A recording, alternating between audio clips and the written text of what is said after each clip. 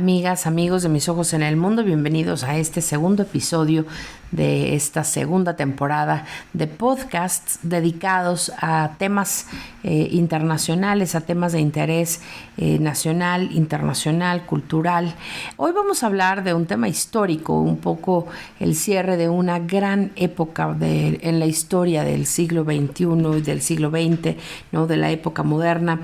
El cierre de un capítulo de grandes liderazgos que hoy, anunciado por la muerte de Mikhail Gorbachev,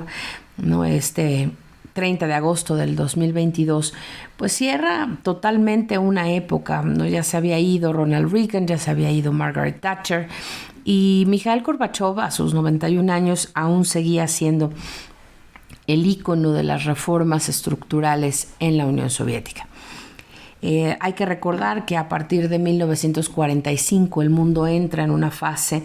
fascinante de bipolarismo. Estas dos grandes hegemonías de las que hablábamos justamente en el episodio número 1 de Mis Ojos en el Mundo, ¿no? Estos dos grandes hegemones que se posicionaban y que empezaron a formar bloques, alianzas políticas, militares, tecnológicas, científicas, y que en torno a ellas, ¿no? A los Estados Unidos por un lado, por el lado capitalista, y por el lado soviético, socialista, ¿no? La Unión Soviética y las repúblicas que conformaban la Unión, pues hubo una carrera dividida en varias fases, ¿no? La carrera por el espacio, la carrera armamentista, la carrera por los aliados. Y hacia el final de los años 80, el mundo empezó a ver una reconfiguración del poder y a un nuevo equilibrio de poder. Porque dentro del mismo bipolarismo, el mundo en general empezó pues a pasar por diferentes etapas, incluso las guerras que sabemos que ocurrieron durante la Guerra Fría, la Guerra de Corea, la Guerra de Vietnam, ¿no? Las guerrillas en Centroamérica, la crisis de los misiles en Cuba, ¿no? Y una serie de acontecimientos incluso en el Medio Oriente, en Irán y demás, pues bueno, todo estaba con tintes bipolares, y en todo momento los dos grandes titanes, estas dos grandes hegemonías, pues parecía que estaban no solamente inmersos ya en una inercia que incluso le daban la certeza al mundo, ¿no? de lo que iba o tenía que pasar, porque finalmente cualquier cosa que ocurriera en el mundo estaba totalmente orientada y vinculada a los intereses de las dos superpotencias. Pero resulta que al escenario llegaron estos tres grandes líderes: Ronald Reagan, Margaret Thatcher, de quien ya hablamos en uno de nuestros episodios, y Mikhail Gorbachev. Mikhail Gorbachev, siendo secretario general del Partido Comunista de la Unión Soviética de 1985 a 1991, se convirtió también en el presidente de la Unión Soviética. Y Mikhail Gorbachev llegó al poder en ese momento cuando ya la Unión Soviética estaba en una fase de declive económico. Muchos analistas y expertos en materia económica sobre todo refieren pues la decadencia de un modelo que nunca ha terminado de consolidarse, ¿no? El comunismo como todavía una visión utópica de aquellos postulados marxistas que de alguna forma pues intentan disminuir las brechas de desigualdad, intentan generar mayor entendimiento entre las clases sociales, entre los grupos de poder, pero que en realidad hemos visto pues un tema bastante desvirtuado de la aplicación de las teorías marxistas y de la práctica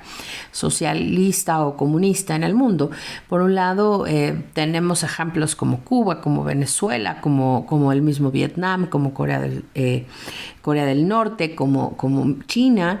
¿no? Como sujetos totalmente atípicos de lo que es la aplicación de las teorías marxistas, ¿no?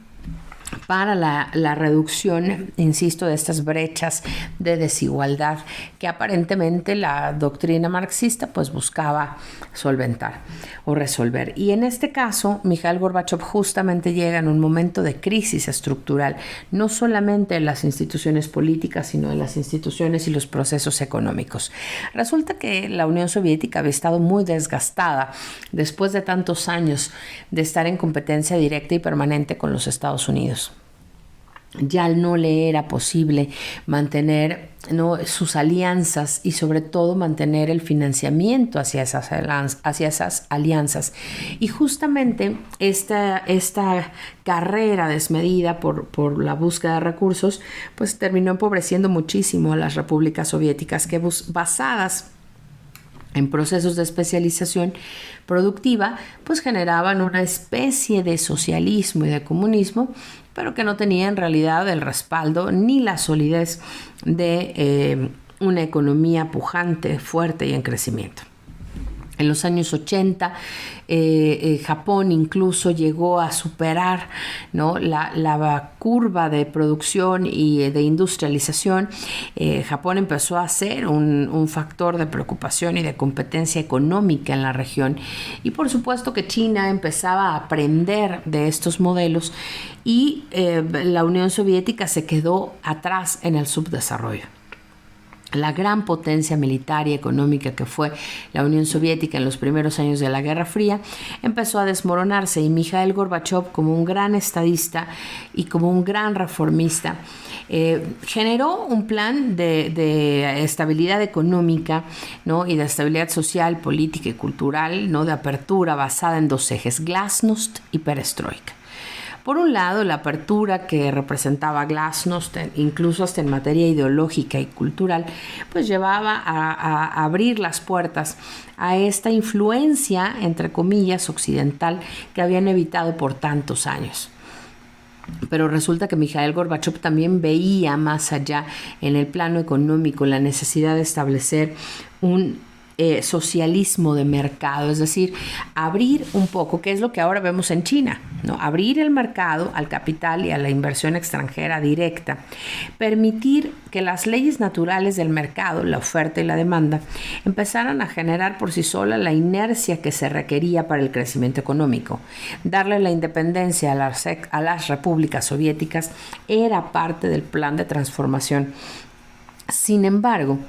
Mikhail Gorbachev encontró muchísima resistencia. Los primeros intentos por realizar estas modificaciones no fueron bien recibidos, y tampoco fue fácil la transición de la Unión Soviética de una total cerrazón y de un total proteccionismo, pues a ver en la Plaza Roja de Moscú de repente, ¿no?, Coca-Cola, McDonald's, Pizza Hut, ¿no?, y marcas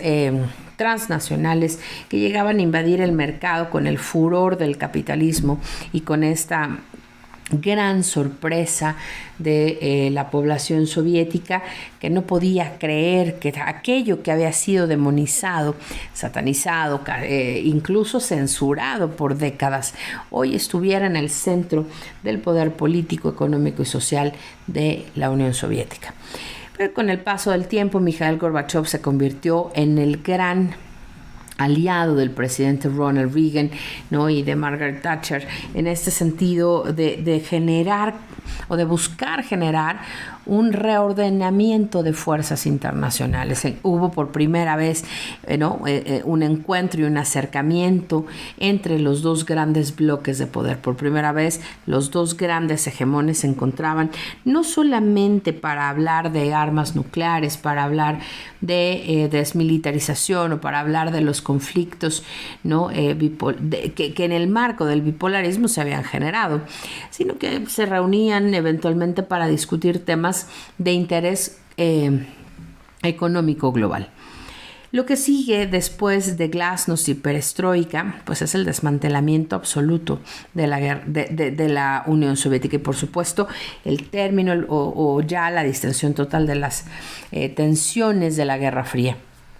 Se asomaba entonces, para principios de los 1990, el final de una época que había marcado la segunda mitad del siglo XXI y que empezaba a perfilar la segunda mitad del siglo XX, y que empezaba a perfilar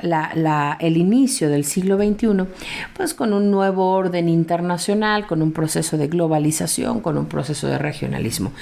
La segunda mitad del siglo XX, después de la Segunda Guerra Mundial y hasta el fin de la segunda de este bloque comunista, pues estuvo marcado, como ya lo he comentado, por diferentes procesos de competencia política, económica, espacial, tecnológica entre los dos grandes hegemones, pero también estuvo marcado por gran pobreza y gran desigualdad al interior de la Unión Soviética. Resulta que las ex repúblicas soviéticas se habían embarcado en un proceso de casi 50 años de especialización productiva, que ciertamente es uno de los principios de las teorías marxistas, pero que por otro lado nunca han logrado despegar ni concretar como proyectos económicos viables, porque de alguna forma lo vimos cuando se desmantela la Unión Soviética y cuando Mikhail Gorbachev decide darle la independencia a las ex repúblicas soviéticas, pues resulta que las ex repúblicas soviéticas se quedan en la mitad de la nada, con procesos productivos truncos, con una gran especialización, pero con una falta de provisión, ¿no?, de recursos básicos para la manufactura, pero incluso me atrevería a decir para la subsistencia diaria de la población. El intento de Mikhail Gorbachev por crear una nueva alianza entre ex repúblicas soviéticas pues se ve eclipsado por este intento de Boris Yeltsin de retomar eso que fue en algún momento la Unión Soviética en algo que empezó a llamarse la Comunidad de Estados Independientes. Y tenemos que decir que a partir de ese momento es que se empieza a gestar la convulsión que hoy seguimos viendo en esa región. La guerra entre Rusia y Ucrania es resabio, es consecuencia de todo eso que ocurrió,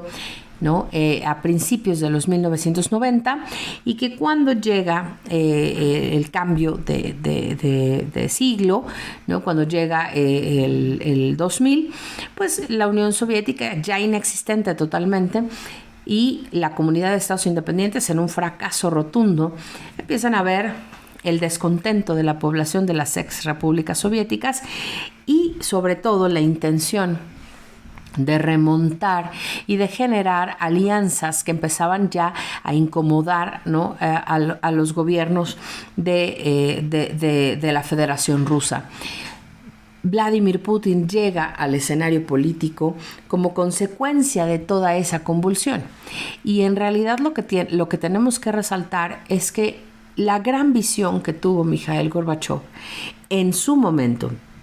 no encontró eco en las épocas posteriores. La gran reforma que inició Mikhail Gorbachev se vio abandonada y se vio traicionada por mucha gente que le rodeó mientras él estuvo en el poder.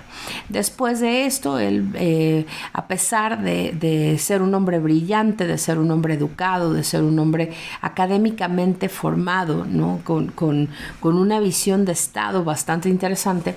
pues quedó en realidad como un líder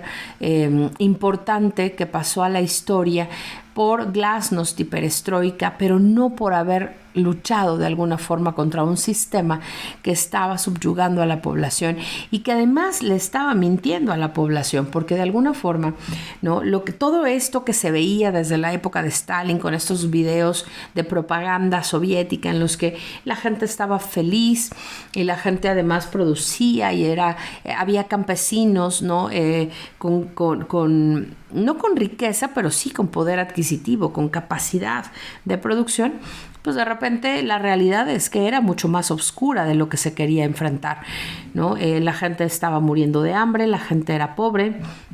la gente vivía en un rezago y en una diferencia importantísima en temas económicos, cosa que aparentemente pues el comunismo y el socialismo siempre han prometido eliminar. Pero si nos vamos a otras latitudes y vemos las grandes diferencias que hay entre la población, pues seguimos viendo que finalmente los pobres nunca han sido lo más importante en ese tipo de regímenes. Al contrario, ¿no? La población altamente vulnerable pues es la población más susceptible de manipulación en este este tipo de regímenes. Y justamente lo que quiso evitar Mikhail Gorbachev durante varios años, pues fue el seguir empobreciendo a la base campesina, que finalmente era la que, de acuerdo a la teoría, pues era quien sustentaba todo este modelo.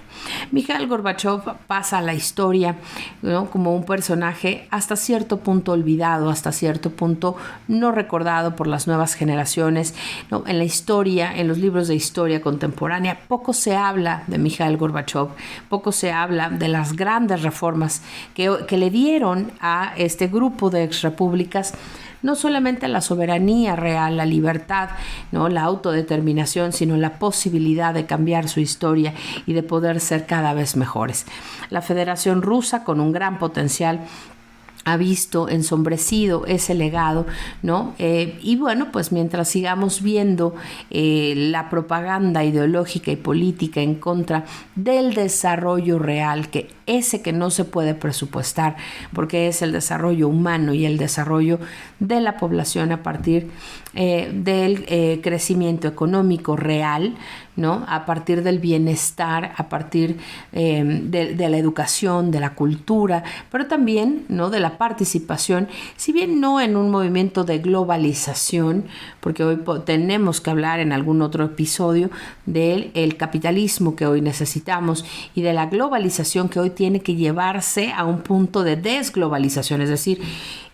revertir de alguna forma la exacerbada eliminación de fronteras y de alguna forma regresar a un punto de equilibrio en el que los países no solamente tengan mejores líderes, ¿no?, de mayor calidad, más humanos, más preparados, sino que también tengan población mucho más empoderada y con mayor capacidad de creación y, por supuesto, de producción, pero no producción